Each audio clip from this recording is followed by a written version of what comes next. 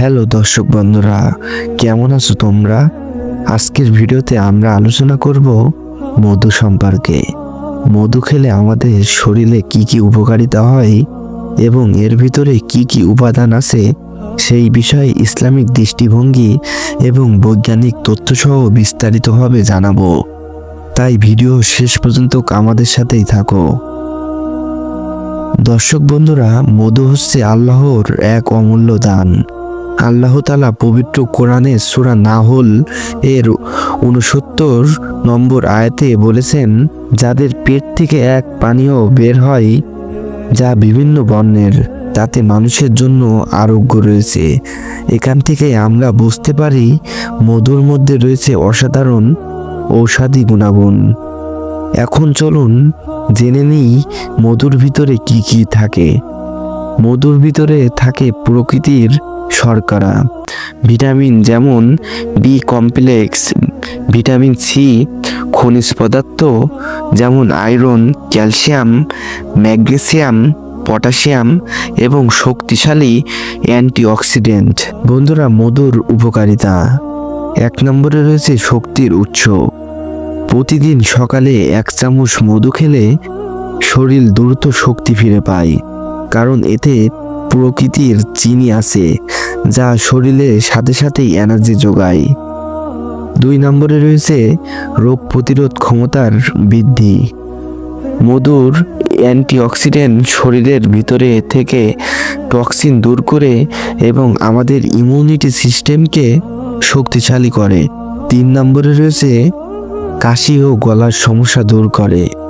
প্রবীণ হাদিসে আছে, রাসূল সাল্লাল্লাহু আলাইহি সাল্লাম মধু খেতে উৎসাহ দিতেন, বিশেষ করে কাশি ও গলার ব্যথার জন্য মধু খুবই কার্যকর। 4 নম্বরে রয়েছে হজমে সহায়ক। মধু পেটের জন্য দারুণ উপকারী। এটি হজম শক্তি বৃদ্ধি করে এবং কোষ্ঠকাঠিন্য দূর করতে সাহায্য করে। 5 নম্বরে রয়েছে ঘুম ভালো করে। 1 গ্লাস হালকা গরম দুধের সাথে মধু মিশিয়ে খেলে খুব দ্রুত ঘুম আসে এবং মস্তিষ্ক শান্ত থাকে। 6 নম্বরে রয়েছে ক্ষত নিরাময়। প্রাচীনকাল থেকে মধু ক্ষত ও ঘা শুকানোর জন্য ব্যবহার করা হতো। এতে অ্যান্টিব্যাকটেরিয়াল গুণ আছে যা ক্ষত দ্রুত সারাতে সাহায্য করে। 7 নম্বরে রয়েছে ত্বক ও সৌন্দর্যের উপকারিতা। মধু ত্বক মসৃণ করে, ব্রণ কমায় এবং ত্বকের উজ্জ্বলতা বাড়ায়। 8 নম্বরে রয়েছে হৃদরোগ প্রতিরোধের সহায়ক। মধু রক্তচাপ নিয়ন্ত্রণ করে, কোলেস্টেরল কমাতে সাহায্য করে এবং হৃৎপিণ্ডকে সুস্থ রাখে। ইসলামিক দৃষ্টিকোণ থেকে রাসূল সাল্লাল্লাহু আলাইহি ওয়াসাল্লাম বলেছেন, তোমরা 2 জিনিসের মধ্যে আরোগ্য গ্রহণ করো, মধু এবং কোরআন। অর্থাৎ মধু শুধু খাবার নয়, বরং এটি আল্লাহর পক্ষ থেকে আমাদের জন্য একটি শিফা, একটি আরোগ্য।